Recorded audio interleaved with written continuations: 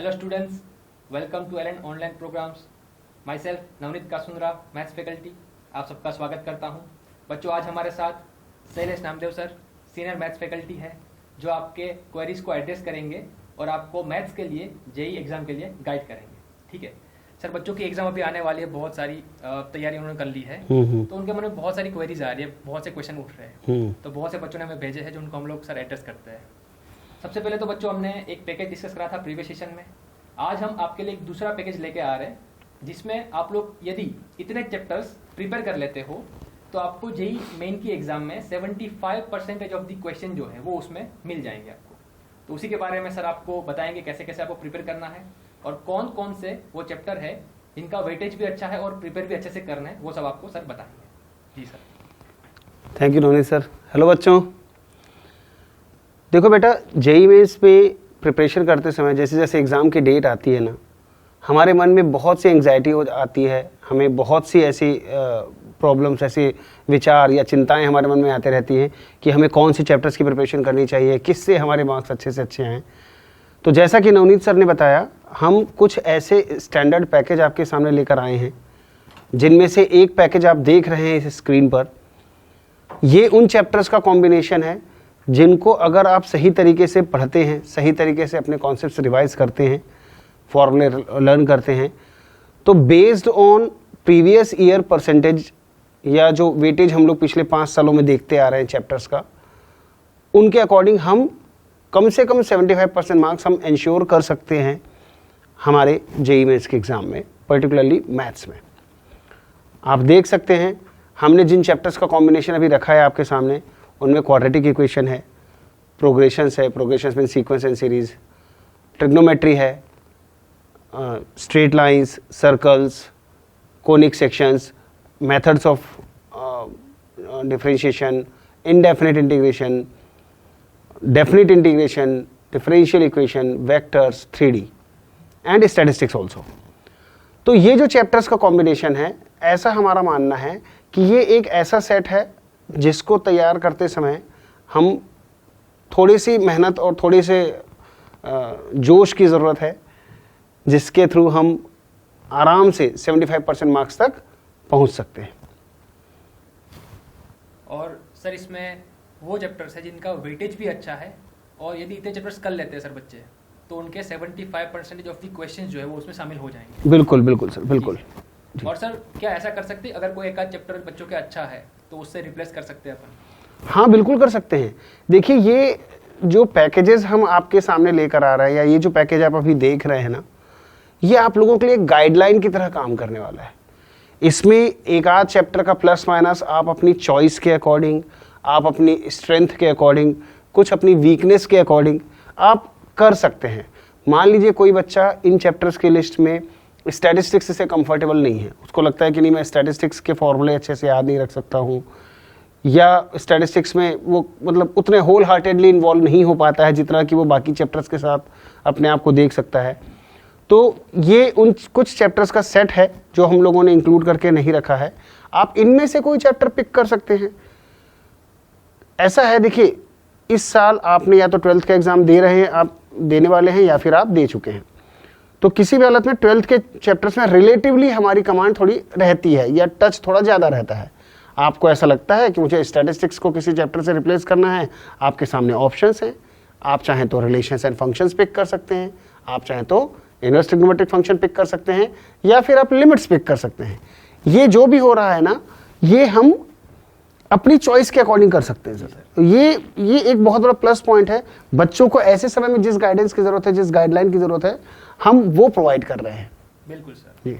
और भी सर अभी प्रिपरेशन बच्चों की बहुत अच्छी हो रही है जी। उन्होंने सर 11th और 12th के बहुत सारे चैप्टर्स प्रिपेयर कर लिए। अब सर उनके मन में ये प्रश्न आ रहा है कि कौन सा वो पोर्शन है जो अपना मैथ्स का, जैसे अलजेब्रा या ट्रिग्नोमेट्री या कैलकुलस या कोऑर्डिनेट, कौन सा सबसे ज्यादा इंपॉर्टेंट है विथ रिस्पेक्ट टू वेटेज? अच्छा, देखिए, ये बहुत नॉर्मल सा क्वेश्चन है। एक कॉमन सी क्वेरी रहती है बच्चों के मन में कि मुझे अलजेब्रा ज़्यादा पढ़ना है, या मुझे कैलकुलस पढ़ना है, या मुझे ट्रिग्नोमेट्री ज़्यादा पढ़ना है। तो एक चीज़ हम इसमें मैथ्स के पार्ट में क्लियर कर सकते हैं कि जो ट्रिग्नोमेट्री है वो तो हमें मतलब बहुत अच्छी तरह से ट्रिग्नोमेट्री के फॉर्मूले हमें रटे हुए होने ही चाहिए। प्योर ट्रिग्नोमेट्री का वेटेज आप देख सकते हैं कि पिछले 5 सालों में जो एवरेज रहा है वो 3 क्वेश्चंस का रहा है। अब ट्रिग्नोमेट्री में चैप्टर भी 3 ही है, trigonometric ratios and identities, trigonometric equations and solution of triangles. अब अगर हम सिर्फ फॉर्मूलों की बात करें तो इन चैप्टर्स में बहुत फॉर्मूले हैं, लेकिन सिर्फ इन चैप्टर्स के क्वेश्चंस के बेसिस पर ट्रिग्नोमेट्री को डिफाइन नहीं किया जा सकता है। ट्रिग्नोमेट्री के फॉर्मूले हर जगह यूज होने वाले हैं, आगे जाके हम लोग कोऑर्डिनेट ज्योमेट्री में यूज कर सकते हैं। कोई ऐसा क्वेश्चन ट्रिग्नोमेट्री का हमें मिल सकता है जिसका क्वाड्रेटिक इक्वेशन में यूज हो रहा हो, कैलकुलस में यूज होता ही है। तो ट्रिग्नोमेट्री को आप इस क्राइटेरिया से दूर रखें कि मुझे इनमें से कौन सा टॉपिक इंपॉर्टेंट है या नहीं है। ट्रिग्नोमेट्री हम लोगों के लिए एकदम बेसिक चैप्टर्स की तरह वर्क करने वाला है। ट्रिग्नोमेट्री के फॉर्मूले हमें याद होने ही चाहिए। तो अब हमारे सामने कंपैरिजन करने के लिए बच जाते हैं अलजेब्रा, कैलकुलस और कोऑर्डिनेट ज्योमेट्री। तो यहां पर भी मेरा ऐसा मानना है, देखिए वेटेज तो आप देख सकते हैं हमारे साथ, हम स्क्रीन में आपको शो करेंगे ही कि किस चैप्टर का कितना वेटेज रहा है अब तक। बट मेरा ऐसा मानना है कि आप किसी एक सेक्शन पे कंप्लीटली डिपेंडेंट रहने की बजाय आप मिक्सअप लेना, कुछ चैप्टर्स का कॉम्बिनेशन तैयार करें, वो आपके लिए ज़्यादा फायदे का हो सकता है। बहुत से बच्चों के साथ देखा गया है कि अलजेब्रा में वो परम्यूटेशन कॉम्बिनेशन या फिर बाइनोमियल थ्योरम के साथ उतना ज़्यादा कंफर्टेबल नहीं रह सकते, लेकिन क्वाड्रेटिक और सीक्वेंस के साथ में ज़्यादा अच्छे से क्वेश्चंस को अटेम्प्ट कर सकते हैं। तो अलजेब्रा से हम उन चैप्टर्स को पिक कर सकते हैं। यह रही बात कैलकुलस की। कैलकुलस में देखा जाता है बहुत से बच्चे इंटीग्रल कैलकुलस पे ज़्यादा अच्छे से अटेंशन दे पाते हैं, उन्हें इंटीग्रेशन अच्छा लगता है, डेफिनेट इंटीग्रल अच्छा लगता है, डिफरेंशियल इक्वेशन के क्वेश्चन अच्छे से कर पाते हैं। लेकिन वहीं पर कहीं ना कहीं वो थोड़ा सा लैक फील करते हैं, वीकनेस फील करते हैं अपनी एप्लीकेशन ऑफ डेरिवेटिव के क्वेश्चंस में या इनवर्स ट्रिग्नोमेट्रिक फंक्शंस में। तो बजाय इसके कि हम पूरे एक सेक्शन को कंप्लीटली हम फोकस्ड रहें, मेरा ऐसा सजेशन है हमें मिक्स्ड करके कुछ यूज़ करना चाहिए। सिलेबस में चैप्टर्स का कॉम्बिनेशन थोड़े थोड़े चैप्टर्स ले लेना चाहिए। कुछ चैप्टर्स आप कोऑर्डिनेट ज्योमेट्री ले लीजिए, कुछ चैप्टर्स अलजेब्रा का कॉम्बिनेशन रखिए, कुछ चैप्टर्स आप कैलकुलस के लीजिए। वो आपको ज़्यादा फायदा पहुंचाने वाला है as compare to focusing only on one section. Sure sir, ऐसे करेंगे सर बच्चे भी। अच्छा सर, अपन एक काम करते हैं, डिस्कस करते हैं डिटेल में जी। कि जैसे ट्रिग्नोमेट्री आपने बताया बहुत इंपॉर्टेंट है जी। तो sir trigonometric ratio, then equation and then SOT, इनको अगर सर पर्टिकुलर अगर डिस्कस करें तो कौन कौन से पॉइंट्स और किस प्रकार की प्रिपरेशन चाहिए आपको इन लास्ट फ्यू मंथ्स? देखिए बेटा, ट्रिग्नोमेट्रिक रेशियोज एंड आइडेंटिटीज में आप देख सकते हैं पिछले 5 साल में जो क्वेश्चंस पूछे गए हैं वो 34 क्वेश्चंस पूछे गए हैं। पिछले 5 सालों में अगर 34 question trigonometric ratios and identities में पूछे गए हैं, ट्रिग्नोमेट्रिक इक्वेशंस में 47 क्वेश्चंस पूछे गए हैं और सॉल्यूशन ऑफ ट्रायंगल्स या प्रॉपर्टीज ऑफ ट्रायंगल्स में 12 क्वेश्चन पूछे गए हैं, तो ये वेटेज अपने आप में बता रहा है कि ट्रिग्नोमेट्री हमारे लिए कितनी इंपॉर्टेंट साबित हो सकती है। ट्रिग्नोमेट्रिक रेशियोज एंड आइडेंटिटीज के साथ अक्सर ये प्रॉब्लम देखी गई है कि बच्चों को फॉर्मूले अच्छे से याद नहीं रहते हैं। तो मेरा ऐसा मानना है नवनीत सर कि फॉर्मूले लर्न करने के लिए जो एक स्टैंडर्ड मेथड होता है कि हमें अच्छी तरह से याद करने हैं, लिख लिख के देखना है और तब तक लिखना है जब तक कि हम बिना देखे सारे फॉर्मूले को अच्छे से न लिख सकें, है ना। तो ये एक ट्रेडिशनल अप्रोच है जो बच्चे को किसी भी तरह के फॉर्मूले में कॉन्फिडेंट बनाती है। तो आपको करना क्या चाहिए बच्चों? Trigonometric ratios and identities, trigonometric equations और प्रॉपर्टीज ऑफ ट्रायंगल, जिसको कि हम लोग सॉल्यूशन ऑफ ट्रायंगल भी कहते हैं, इन चैप्टर्स के फॉर्मूलों की लिस्टिंग कीजिए। हो सकता है आपके फॉर्मूलों की लिस्टिंग कुछ 50 पहुंच जाए, 40 पहुंच जाए या 45-55 कुछ हो जाए, कोई दिक्कत नहीं। उन फॉर्मूलों को पहले आप एक पेज में लिखिए, पहले अच्छे से रट लीजिए। रटने के बाद आप क्या करें, लेफ्ट हैंड साइड सबका नोट कर लें एक पेज में और ऐसे कम से कम 20 पेज तैयार कीजिए जिसमें कि आप उन फॉर्मूलों का लेफ्ट हैंड साइड देख के नोट कर रहे हैं। जब आप कॉन्फिडेंट हो जाएं कि हाँ मैं सभी फॉर्मूलों का राइट हैंड साइड नोट कर पा रहा हूं, तो उसके बाद आप ये लेफ्ट हैंड साइड और राइट हैंड साइड दोनों एक साथ प्लेन पेपर में फिर से कम 20 बार लिखने का प्रयास कीजिए। आप पाएंगे कि आपकी जो कमांड है इन फॉर्मूलों पर वो बहुत ही जबरदस्त हो गई है और ये टेक्निक सर बहुत काम आएगी sir. Proven okay tested technique है। अच्छे टॉपर्स को, रैंकर्स को हमने ये टेक्निक सिखाई है और उन लोग उसको फॉलो करके ही आगे बढ़ते हैं। एक चीज और बोलना चाहूंगा मैं नवनीत सर इस जगह पर, बहुत से बच्चों की ऐसा मानना होता है कि हम लोग प्रैक्टिस करेंगे, प्रैक्टिस करते करते हमें फॉर्मूले लर्न हो जाएंगे। मैं थोड़ा सा इससे इत्तेफाक नहीं रखता हूँ इस आइडिया से। मुझे लगता है कि पहले आप फॉर्मूले लर्न कर लें, उसके बाद आप प्रॉब्लम्स की प्रैक्टिस करते हैं ना, तो जिस कॉन्फिडेंस के साथ आप प्रॉब्लम को अटेम्प्ट कर पाते हैं, अप्रोच कर पाते हैं, वो आपको अलग लेवल पर लेकर जाता है सब्जेक्ट को। स्पीड बहुत बढ़ जाती है। बहुत बढ़ जाती है सर, स्पीड बहुत बढ़ जाती है। अभी सर आगे अपन इन डिटेल अगर डिस्कस करें तो स्ट्रेट लाइन चैप्टर है, तो straight line comparatively easy chapter है क्योंकि उनको थोड़ा बहुत पता है बच्चों को पहले से ही।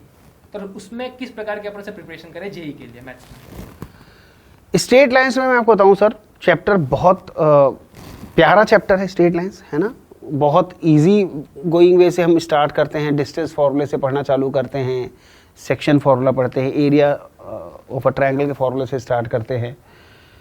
इस चैप्टर की शुरुआत 10th से हो जाती है ना, इसलिए ये चैप्टर हमेशा बच्चों को बहुत एकदम प्यारा चैप्टर फील होता है। हाँ, बिल्कुल, उनको ऐसा लगता है कि नहीं, इस चैप्टर में तो हम कुछ ना कुछ कर ही सकते हैं। और आप ध्यान दीजिए, जो स्क्रीन में हम देख पा रहे हैं, सबसे ज्यादा जो क्वेश्चंस स्ट्रेट लाइन में पूछे गए हैं वो special points of a triangle से ही पूछे गए हैं, जिसकी शुरुआत 10th से ही हो जाती है। सेंट्रॉइड ऑफ अ ट्रायंगल हम 10th से ही पढ़ना चालू कर देते हैं। स्ट्रेट लाइन में बेसिक फॉर्मूले बहुत ज्यादा हैं, मतलब बेसिक्स, मेरा कहने का मतलब ये है कि बेसिक फॉर्मूलों पर और उनके एप्लीकेशन पर बेस्ड क्वेश्चन बहुत पूछे जाते हैं। हमें स्ट्रेट लाइंस के फॉर्मूले अगर हम लिस्ट करना चाहें तो हमारे पास मुश्किल से 10 से 12 फॉर्मूले आएंगे। उन फॉर्मूलों को लर्न करने के बाद और एनसीईआरटी या जो हमारे पास जो भी अवेलेबल पैकेज है उसको एक कवर करने के बाद हम कॉन्फिडेंटली स्ट्रेट लाइन के अच्छे लेवल के क्वेश्चंस में आगे बढ़ सकते हैं। तो ये इस चैप्टर के साथ प्लस पॉइंट है। तो ये तो चैप्टर मेरे ख्याल से सर हर बच्चा करके जाना पसंद करता ही है। सही बात है सर। और सर एक और चीज इसमें उभर के आ रही है बच्चों की तरफ से कि शॉर्टकट्स कितने काम आते हैं सर एग्जाम के दौरान? शॉर्टकट के लिए मैं आपको बताऊं बच्चों कि अगर हम पिछले 5 सालों के पेपर्स को एनालाइज करें, बहुत पेपर्स हुए हैं पिछले 5 सालों में जेईई मेंस में, अगर उन पेपर्स को एनालाइज करें तो हमको पता चलता है कि ऐसे क्वेश्चंस न के बराबर हमें मिले हैं जिनमें हम किसी तरह का कोई शॉर्टकट अप्लाई करके हम उनका आंसर निकाल सकें। तो क्या होता है, कुछ समय पहले की बात है, अगर हम 10 साल 12 साल पहले की बात करें तो हमें एक पेपर में 2 क्वेश्चन या 3 क्वेश्चन ऐसे मिल जाते थे जहां पर कभी किसी क्वेश्चन में n की वैल्यू पुट करके हमने सॉल्व कर लिया या किसी प्रकार का कोई शॉर्टकट अप्लाई कर दिया और हो जाते थे। बट समय के साथ साथ जैसे एग्जाम इवॉल्व हुआ है, हमें ऐसे क्वेश्चंस मिलने बंद हो गए हैं। साथ ही साथ जो एग्जामिनर है, पेपर सेटर है, उनको भी समझ में आ गया कि किस वैरायटी के क्वेश्चन में बच्चे वैल्यू पुट करके सॉल्व कर लेते हैं या शॉर्टकट अप्लाई कर लेते हैं। तो मेरा तो ऐसा साफ साफ मानना है कि इस समय शॉर्टकट पर बेस्ड क्वेश्चन अप्लाई करना मतलब वैसे आने बंद हो गए हैं, तो शॉर्टकट्स पे फोकस ना करें। यहाँ पर एक पॉइंट मैं आपको जरूर बोलूंगा नवनीत सर, कई बार ना डायमेंशन बेस्ड एनालिसिस मैथ्स में भी काम आता है। बच्चों को इस बात का आइडिया नहीं होगा। मैंने अभी 2 साल पहले एक क्वेश्चन देखा था जेईई मेंस में जो लोकस पर बेस्ड था, जिसमें लोकस में लेफ्ट हैंड साइड में आ रहा था x² + y² होल स्क्वायर। चारों ऑप्शंस में लेफ्ट हैंड साइड में x² + y² होल स्क्वायर था। आप बताइए, इससे साफ समझ में आ रहा है ना कि हमें लेंथ की जो डायमेंशन है लेफ्ट हैंड साइड में वो 4 है, डिग्री 4 में है। x भी लेंथ को रिप्रेजेंट करता है, डिस्टेंस को, y भी डिस्टेंस को रिप्रेजेंट करता है। और जो राइट हैंड साइड गिवन था वो चारों ऑप्शंस में अलग अलग डायमेंशंस थे। तो वो तो बाई ऑब्जर्वेशन समझ में आ जा रहा था कि एक क्वेश्चन जहां पर डिग्री 4 का टर्म दिख रहा है वो हमारा आंसर हो जाता है। लेकिन ये बिल्कुल बिल्कुल, लेकिन सर ये बहुत रेयर होता है, ये हमारी किस्मत की बात है ना। तो मैं तो बच्चों यही कहूंगा कि फिलहाल आप शॉर्टकट्स पे ध्यान ना दें, लेकिन पैनी निगाह हमेशा रखिए, क्या पता कहीं पर कोई प्रॉब्लम आपको डायमेंशन वाला मिल जाए, डायमेंशन से आप सॉल्व कर लें। सही बात है जी सर। अच्छा सर, अपन सर्कल के बारे में डिस्कस करें इन डिटेल, तो one of the most important chapter है ये जेईई का सर्कल, जो बाकी बहुत सारे चैप्टर लर्न करने में भी काम आता है टेंशन वगैरह के लिए। तो सर उसके लिए अपन स्पेशल अलग से कुछ प्रिपेयर करें या अपन मतलब पीवाईक्यूज करें? सर किस प्रकार से प्रिपेयर करें सर्कल्स को? तो सर हम लोग बहुत आसानी से ना 2 वैरायटी के में डिवाइड कर सकते हैं। एक वो पार्ट जो टेंजेंट्स एंड नॉर्मल्स के पहले आता है, जो बेसिक्स पर डिपेंडेंट है, जिस पर बेस्ड क्वेश्चंस बहुत पूछे गए हैं। आप देखिए ध्यान से, स्क्रीन में आपको दिख भी रहा है कि शुरू में मतलब 23 क्वेश्चंस आपको इक्वेशंस ऑफ सर्कल के फॉर्म में मिल रहे हैं, 4 क्वेश्चंस आपको normal, chord, distance, angle of chord में मिल रहे हैं। तो ये बेसिक्स वाले पार्ट पर क्वेश्चंस बहुत पूछे जाते हैं। अगर इन आर्टिकल्स में हम टोटल नंबर ऑफ क्वेश्चंस देखें तो हमें 102 क्वेश्चंस देखने को मिलते हैं पिछले 5 सालों में। ये बहुत बड़ा फिगर है। इससे समझ में आता है कि सर्कल का वेटेज कितना ज़्यादा है इन जेईई मेंस की प्रिपरेशन में। तो आप सर्कल की प्रिपरेशन को 2 पार्ट में डिवाइड कर दीजिए। एक टेंजेंट के पहले वाला पार्ट जो जेन्युइनली बहुत सिंपल, बहुत ईजी है, और जो दूसरा पार्ट होता है जहां पर टेंजेंट या नॉर्मल की प्रिपरेशन लगती है, उसमें थोड़ा बहुत कैलकुलस का भी यूज इन्वॉल्व करके चलेंगे तो आपकी कमांड उन टॉपिक्स में भी काफी अच्छी हो जाएगी। तो सर्कल भी इस प्रकार से कर सकते हैं। बिल्कुल बिल्कुल सर, एकदम स्कोरिंग हो जाता है। अच्छा, और सर ये था साथ में कि जैसे अपने सर्कल के बाहर उसके बाद जो पोर्शन है अपना कोऑर्डिनेट, उसमें पैराबोला, एलिप्स एंड हाइपरबोला। अब ये जो पूरा बंच है वो सर्कल से अलग है या फिर उनके जुड़ा हुआ है, और उसको मतलब लास्ट मोमेंट में से कैसे प्रिपेयर करें? देखिए बच्चों, पैराबोला, एलिप्स, हाइपरबोला ये कोनिक सेक्शंस का मतलब कोऑर्डिनेट ज्योमेट्री का वो सेक्शन है जिसमें बच्चे ना एकदम होल हार्टेडली, विलिंगली, बहुत से बच्चों को मैंने देखा है, इन्वॉल्व नहीं हो पाते हैं। बहुत सिंपल सी बात बता रहा हूं बेटा, पैराबोला, एलिप्स, हाइपरबोला में आप सबसे पहले जितना पार्ट आपने एनसीईआरटी में कवर किया हुआ है या जो इंट्रोडक्टरी पार्ट होता है ना, उस पे कमांड रखिए। उस पे कमांड रहेगी आपकी। बहुत ज्यादा संभावनाएं हैं कि एक क्वेश्चन आप वहां से आपको मिलेगा ही मिलेगा और आप उसको अटेम्प्ट करके आप अपने मार्क्स सिक्योर कर सकते हैं।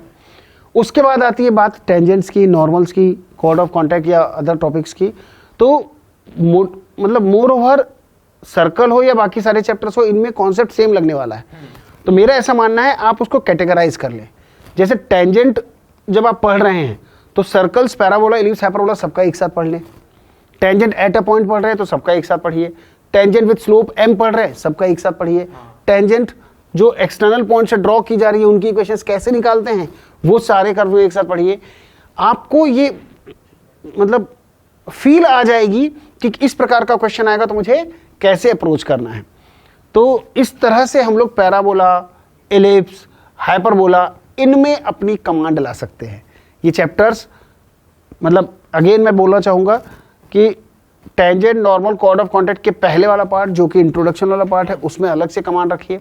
उसके प्रॉब्लम्स बहुत अच्छे से प्रिपेयर कीजिए एनसीईआरटी में, और जो 12th की प्रिपरेशन या 11th की प्रिपरेशन के दौरान हम जब जो पार्ट कवर करते हैं उससे क्वेश्चंस पूछे जाते ही हैं।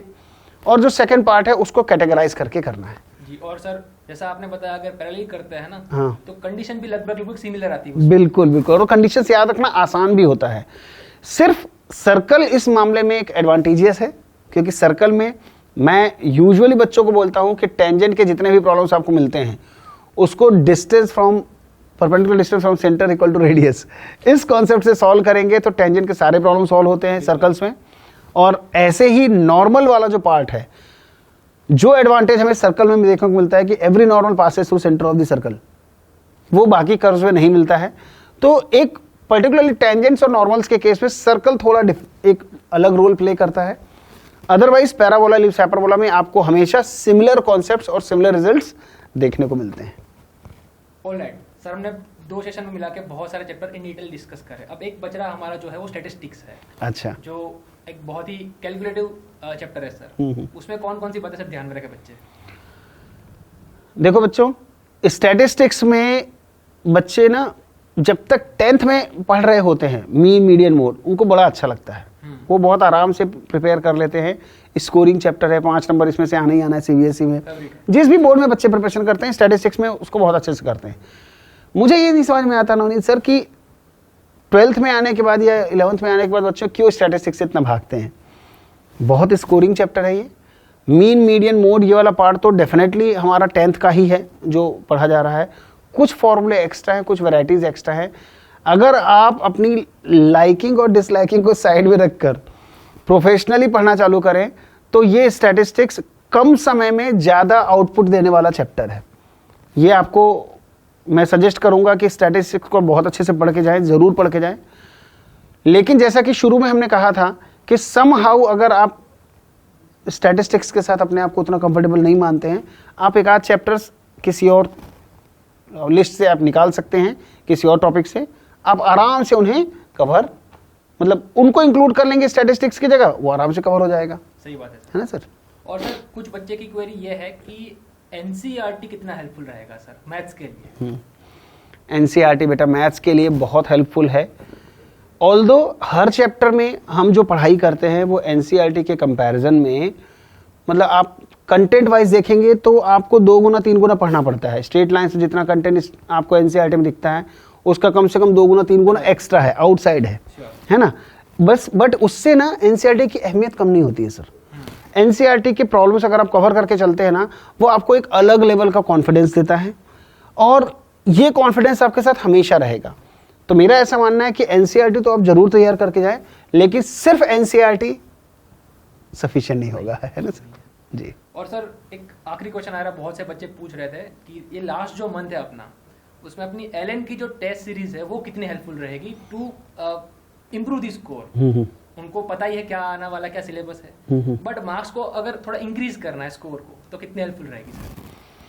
बेटा ये पूरे भारत में सभी बच्चे इस समय जान गए हैं कि 36 ईयर की लेगेसी है एलन की। लास्ट 36 ईयर्स में एलन ने जो रिसर्च इन एग्जाम्स के लिए की है, एलन के एक्सपर्ट फैकल्टीज ने, उनकी टीम ने जो रिसर्च की है, उसका आउटपुट हमें हमारे टेस्ट सीरीज के माध्यम से बच्चों को मिलता है। ये जो टेस्ट सीरीज है इनमें आपको जो एग्जाम है हमारे जेईई मेंस, उसके रिलेवेंट क्वेश्चंस बहुत ज्यादा मिलने वाले हैं, एकदम बैलेंस टेस्ट पेपर आपको मिलने वाला है। तो एलन की टेस्ट सीरीज तो आपकी प्रिपरेशन को बहुत ज्यादा अच्छी तरह से बूस्ट करने ही वाली है। तो किसी भी प्रकार से अपनी प्रिपरेशन को अगर आप एक अच्छा रूप देना चाहते हैं, अच्छी तरह से एनालिसिस करना चाहते हैं, तो मेरा ऐसा मानना है सर एलन की टेस्ट सीरीज उनकी प्रिपरेशन में एक बहुत अच्छा रोल प्ले करने वाली है और वो उनकी सक्सेस में एक नया, एक जबरदस्त माइलस्टोन रखने वाली है, मील का पत्थर रखने वाली है। और इससे सर ग्लोबल कंपटीशन में हम कहाँ स्टैंड करें वो भी समझ में आता है। बिल्कुल सर, बिल्कुल। पूरा ओवरऑल नेशन वाइड उनके कंपटीशन में बच्चे कहाँ स्टैंड करते हैं उनको समझ में आता है और वो उनकी प्रिपरेशन को के लेवल को उनके बहुत बूस्ट करता है sir. Okay sir, thank you very much, बहुत मज़ा आया सर इस सेशन में। और बच्चों आपको भी ऐसे ही वीडियोस और ऐसे ही एनालिसिस के वीडियोस आपको एलन जेईई चैनल पे मिलते रहेंगे, तो आप अपनी प्रिपरेशन कंटिन्यू रखिए। Thank you. All the best बच्चे लोग जेईई मेंस के लिए।